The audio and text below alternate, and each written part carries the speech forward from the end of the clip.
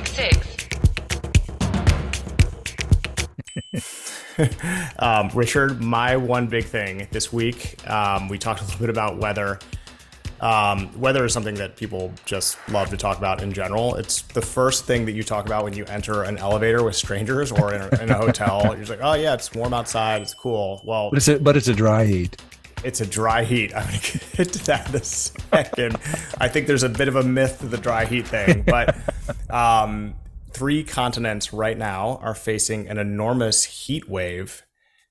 In the Middle East and Saudi Arabia, it is especially hot. Just how hot, if you're reading the news about it, you know it's hot enough to test the limits of human survival. Some of the numbers coming in from the region are pure insanity, Richard. Yes. On July 16th, 2023, Persian Gulf International Airport in Iran reported a heat index of 152 degrees Fahrenheit, 66.7 degrees Celsius.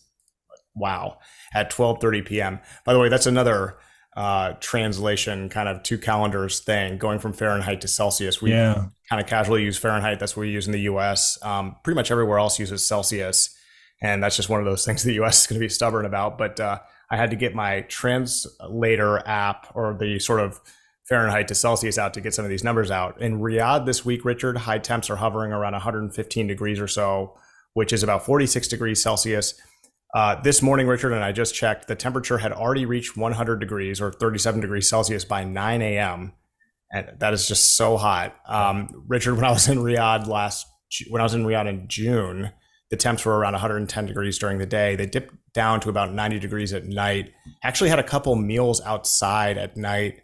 Shout out to my boy Saad. And I was like, this is not a good idea. It's 90 degrees outside. And, because it is a dry heat, and then they have these fans that are ubiquitous in Saudi Arabia that blow mist on you, which kind of gets a little bit annoying when you're like, have, water on your like food menu or whatever, but it does keep you cool. It's weird. The dry heat and there's a little bit of mist and some, air kind of is cool at night, and no sunshine, obviously.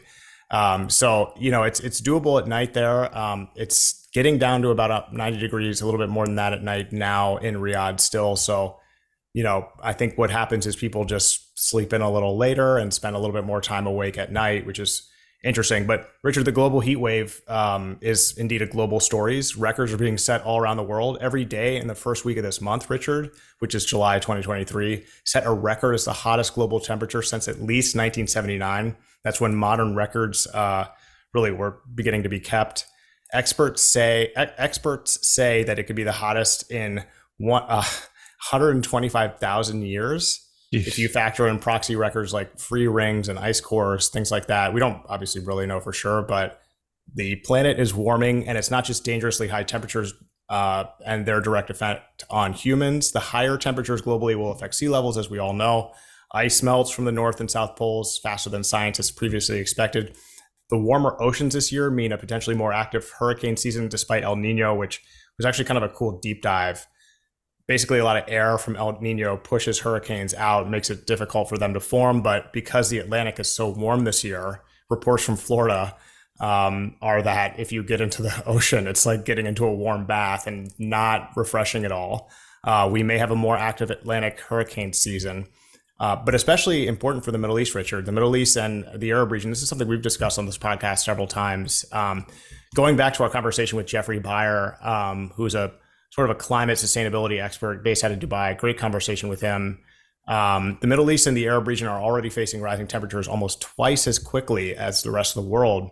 This is according to a landmark study by the Cyprus Institute's Climate and Atmosphere Research Center and the Max Planck Institute for Chemistry. If this trend continues, the average temperature in some areas will increase by 4 degrees by 2050.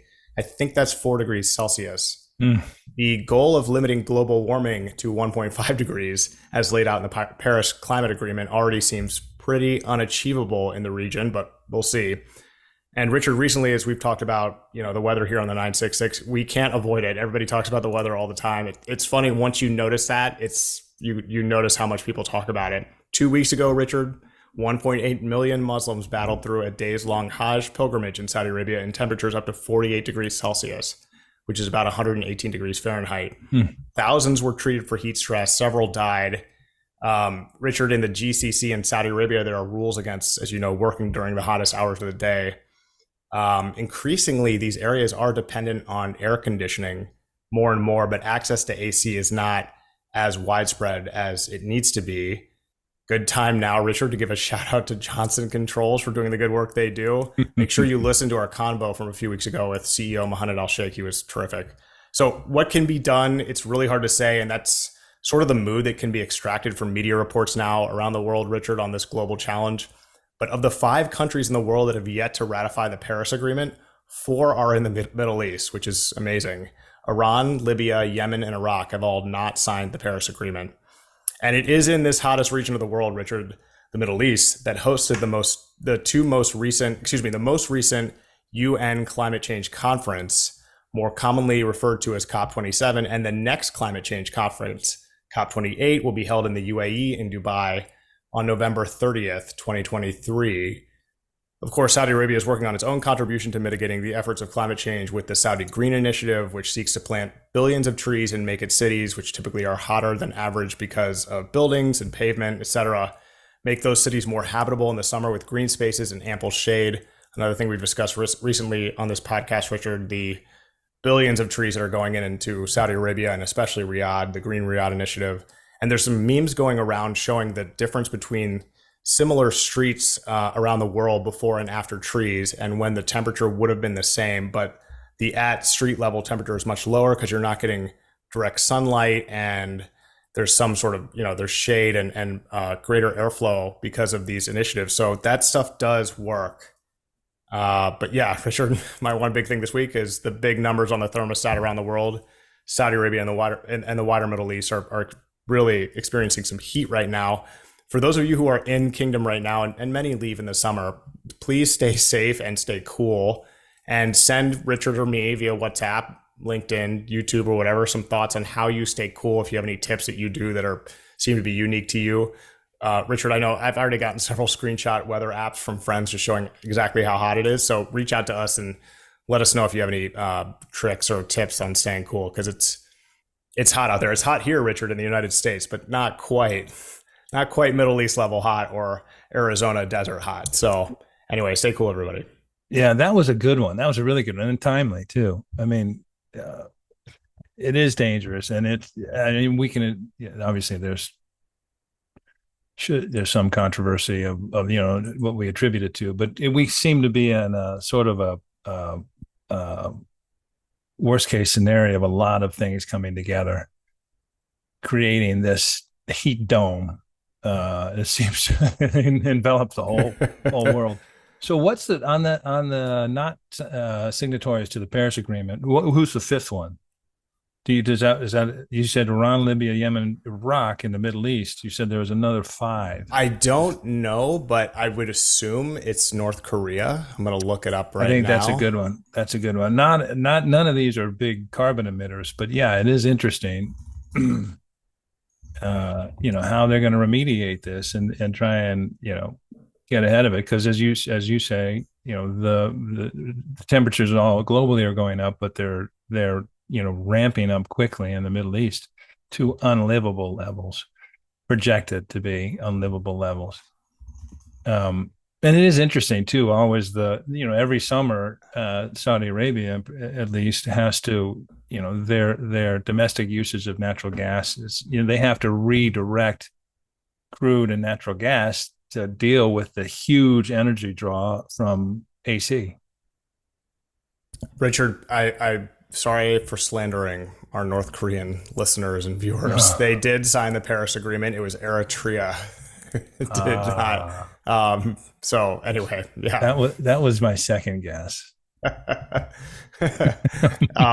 that's I'm sure does Eritrea emit any carbon at all? No, and I think they have since signed it too, so it's super confusing. But yeah, that's really interesting. It just seems like the type of thing that North Korea would not sign because absolutely. I think that's a great guess. And there's so many scenarios where North Korea is the right guess. Yep. So everybody stay cool. We will note though that Richard mentioned this earlier, the dry heat thing. It's funny because it does feel like not as hot. Like Richard, it was in the 90s here where we are, and But with the humidity, in the 80% humidity range, you can do like 10 minutes outside before you're just drenched in sweat, and it's completely unbearable. I mean, it makes everything from gardening to golf totally unpleasant. And so, 90 degrees without humidity is a completely different ballgame. But that actually applies to the UAE, and Dubai gets really humid. And I think places on Saudi Arabia's Red Sea coast also get quite humid in the summer. So that, even though the temperatures are a little lower, it seems pretty steamy and warm there. So just be safe, everybody, and drink water and get Yeah, out. absolutely. And you get the wet bulb temperature effect out there, where it's so hot and humid that you're perspiring doesn't cool the body down. Yep. And that's when it gets, that's when it gets really dangerous. But yes, excellent one. Very good one. Thank you. Yes, Richard, one last thing to add here. All of the stories coming out from Death Valley and the tourists that are going to see it or like try to experience the warmest weather. There was a guy that ran in the hottest day ever in Death Valley, ran a mile in a Darth Vader Star Wars suit.